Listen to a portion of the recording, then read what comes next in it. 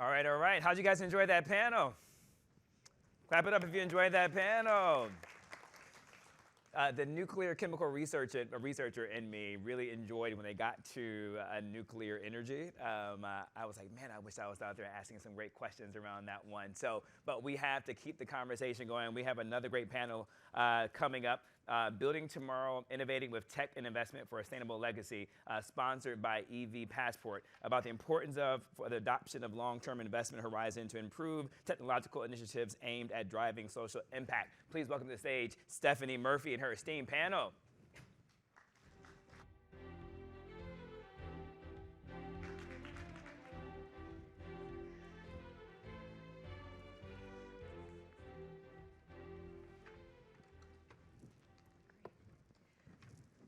Well, good morning, everyone. This is such an honor to be here with you all, and especially to share the stage with our esteemed panelists here. I'm Stephanie Murphey, and I am a former member of Congress and currently the president of the Center Aisle Coalition, which seeks to advance pro-growth economic policies. I'm going to do a quick introduction of our panelists, but I'm probably not going to do their bios because we have a short 20 minutes, and I know you want to hear more from them than me reading all of their great accomplishments. But I would point you to the program for details of the great work that they've done. But today I am thrilled to have on stage with me Jay Collins, the Vice Chair of the Capital Markets for Citi, Barbara Humpton, who's the president and CEO of Siemens, as well as Hooman Shahidi, co-founder and CEO of EVPassport. And so we're going to talk a little bit today about tech and innovation in the climate space. And what I wanted to do a little bit was to kind of scene set with where the American people are on climate change. So at Center Aisle Coalition, we did a major poll just a couple months ago of Americans across the country, as well as some swing voters. And what we found from this poll was that while climate change was in the top 10 issues that people cared about, it was down towards the bottom third of that. At the top of that list was issues around cost of living, government spending, jobs, and the economy. But we all know on this stage that climate tech, green economy is integrally a part of those key concerns for voters. And so on the jobs and economies piece, I wanted to start with Barbara. Barbara, welcome. You know, Siemens does incredible work, does a lot of their manufacturing here in the United States. I got to visit some of your facilities in my old district in Central Florida. You all are innovating, manufacturing, and creating jobs. But can you talk a little bit about what the company is doing around reskilling workers and sort of growing not only the economy, but the opportunities for workers? Stephanie, thanks. This is a really key topic. Siemens is a focused technology company. We reside where the real and the digital world come together. So we're helping transform the real world using the technology. We like to say we're bringing the tech revolution to industry, and we're bringing the industrial revolution to technology. So this is an exciting time. And the question is, how do you do all this without leaving anybody behind? And our global chief people and sustainability officer, Judith Visa, a member of the Siemens Managing Board, actually did the math and realized that it costs more to separate folks, hire new skills, get them up and running within our organization, and instead proposed that we actually run a reskilling program inside the company. So we're investing 400 million euros annually in educating our own workforce. And it's an AI-driven platform that is helping us do that. Everyone is sort of guiding their own adventure to upskill. But doing more than that, what Judith helped our business leaders do is build an overall corporate strategy that includes a people dynamic. Think about it. Our technology is only as powerful as the people behind it. And so what we're focused on is skills for life, bringing our know-how into a platform, a little bit like Salesforce's method that they've taken of bringing users and developers into an ecosystem so that we can actually bring these skills that are so critical to the economies all around the world. As manufacturing becomes more global, we're helping to prepare the workforce of that future. I love the way that you couch that about being people-focused. And you talked about being people-focused on the manufacturing side, the workforce side. And I want to turn to you, who, you know, EVPassport is an incredible case study for how to make green technology accessible to consumers. So talking about the people-focused element of that, can you tell us a little bit about how, a little bit about EVPassport and what you're doing to evangelize, so to speak, and make accessible green tech? Yeah, well, thanks so much for having me here. And really, for us, it began with a journey of removing the barriers for EV adoption, right? I mean, at the end of the day, it's fundamentally really easy to make things complicated, but it's really difficult to make things simple. And for us, when we started the company in 2020, the start of a pandemic, we wanted to simplify that process and drive EV adoption. And in order to do that, we focused really on reliability, on security, and really creating an obsession with our customer experience. And that's what we've done. And we've developed an infrastructure as a service platform, which has allowed us to expand throughout North America, and serve over 10 million miles of energy to drivers. And we're really proud of that, hallmarked by a program called Infrastructure as a Service that puts together the power of our software, our hardware, and really all of this in a unique platform that leverages asset holders to not only make money, but also do well and create good at the same time. I love what you just said, and I might steal this, infrastructure as a service. So when I served in Congress, we were the Congress that passed the infrastructure bill, so really putting money into that space. But we were also responsible for the Inflation Reduction Act. And I sat on the Ways and Means Committee, which had the pen on a lot of the climate provisions and tax credits and tax incentives that were in the Inflation Reduction Act. And I have talked to a lot of people who've gotten a lot of feedback, and some is good and some is bad, but as a member of Congress, you're used to that. And some people said, you missed the mark on lowering the green premium on certain technologies. You invested in the wrong ones. You invested in the right ones. So it's been kind of all over the page. But Jay, you're in that space, raising money, making investments, kind of seeing what the Inflation Reduction Act is doing in real life. Can you talk a little bit about how it's working out? What's your assessment of this, and what does the future look like? So first of all, thank you. I love the IRA as a topic, not just for jobs and growth, which essentially this is creating jobs and growth. And the imperfections aside in terms of the specific technologies and broad-based climate, energy, transition, targeted segments, it's actually extraordinarily powerful. And I think for the audience that may not fully understand it, the world right now is trying to fund climate change and accelerate transition. And a number of the technologies that we need to get there aren't actually reaching break-even, what we call break-even returns for the private sector. And so if you need to, for this transition process, to draw that investment forward at speed and scale and do it before the technology curve, which will eventually slope, gets us to break even, then you have to figure out a way to incentivize, mobilize the private sector to do more now. And in the rest of the world, everyone is trying to take these projects and blend in equity grants, concessional lending, guarantees, all kinds of things into the capital structure of each of these projects one by one.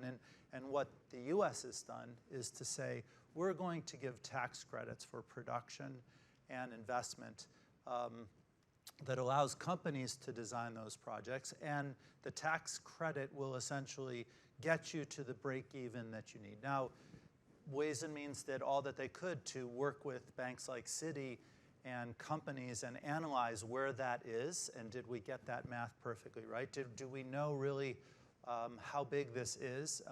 And the estimates are, you drive a freight train through some of the estimates about how big this is. But for what it is and for what the world means, it's an extraordinarily effective tool.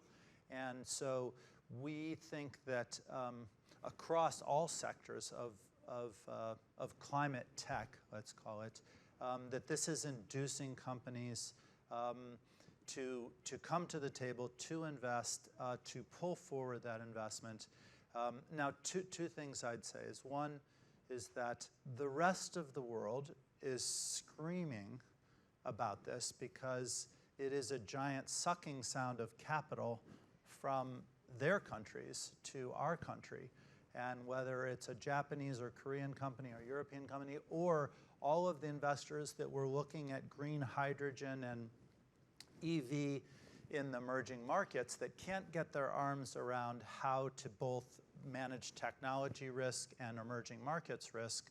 And then they look at the IRA in the United States and they're redirecting here. So I think it's imperfect as it may be, it's actually the best mousetrap right now on the planet to accelerate that technology. And the only thing I can say to the EM kind of sovereigns that complain about this is I do think that the lessons learned from this and the acceleration of what works in technology and this experiment that's happening in the US faster than anywhere on the planet, we will learn from that and you will see the globe, knock on wood, benefit from that.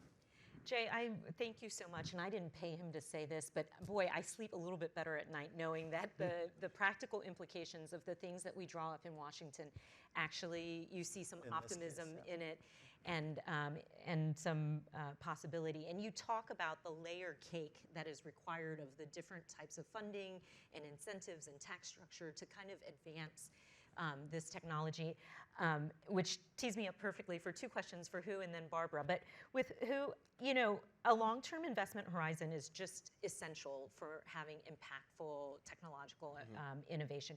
Can you talk a little bit about how EVPassport has approached the long-term planning and investment in its technological developments? Yeah, I mean, we're proud to say we've got a tremendous investment partner. We raised $200 million last year to support our growth from Northleaf Capital Partners. But that's just the beginning of the journey. I mean, a journey of 1,000 steps begins with the first one, and we're doing everything we can to empower and enable communities across North America and ultimately the world to take on EV adoption. It's really important to realize that, by 2050, 90% of the world's electricity can come from renewable energy sources, right? I mean, take that in for a moment, right? Relative to where we are today. That's a remarkable moment that we're striving for. But, infrastructure is heavy. Infrastructure is complicated. Infrastructure has a lot of barriers and complexity.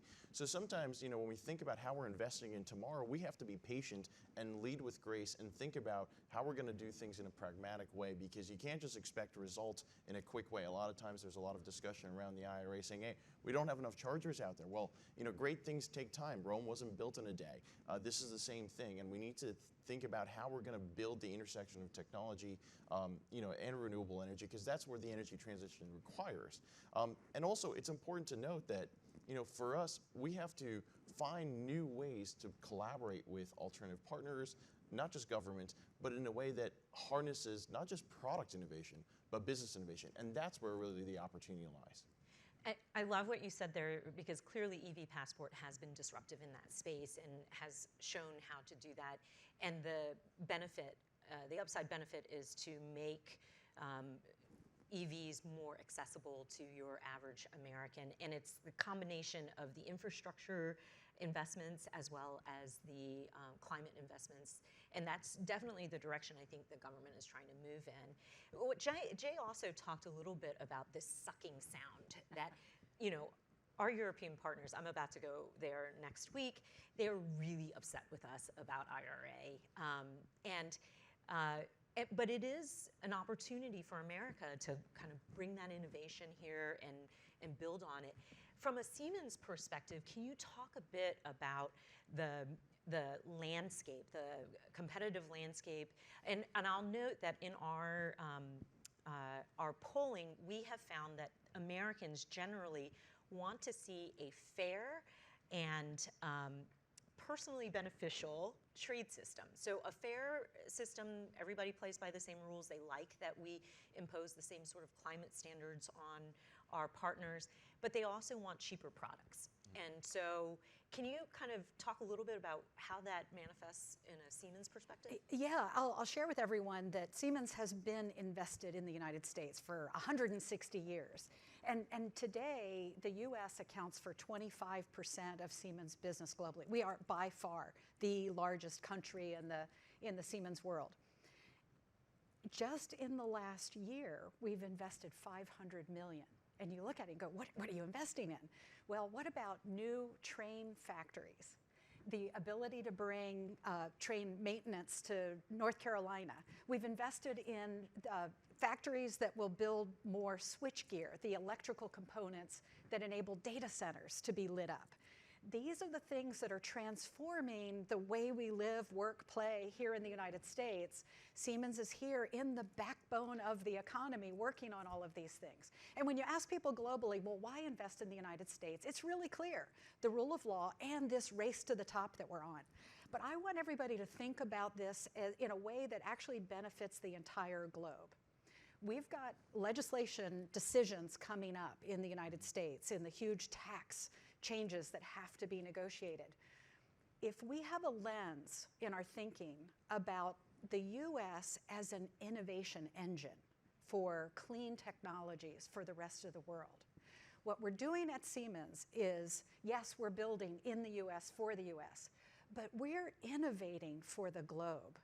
And I believe that here in the US, we can be the spark for so many things that are needed globally where other countries may not be able to invest in the innovation ecosystem that we enjoy here in the United States. So I'm excited about what comes next, not just of what's happening in our economy, but what we'll be doing for the rest of the world. And Barbara, it's no surprise that she's with a company like Siemens and uses the term innovation engine, but I also love that. Okay, motor. Motor. But it's awesome. So just lightning round for all three of you. IRA, the Inflation Reduction Act, the Infrastructure Bill, lots of industrial policy, so to speak, coming out of Washington is laying the groundwork. You mentioned that there are tax implications in this next Congress.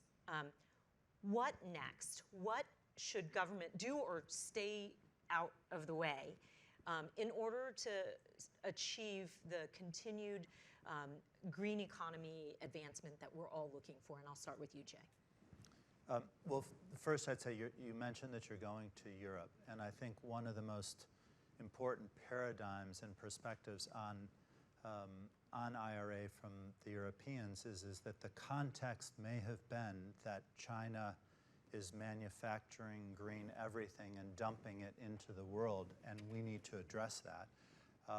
But the Europeans will say, you may have been aiming at China, but you hit us. And if what we're really trying to do is to, within the alliance, within the cooperation between the United States and Europe, to green the economies, we have to be careful about a protectionist, or at least a perceived protectionist construct on how we do that.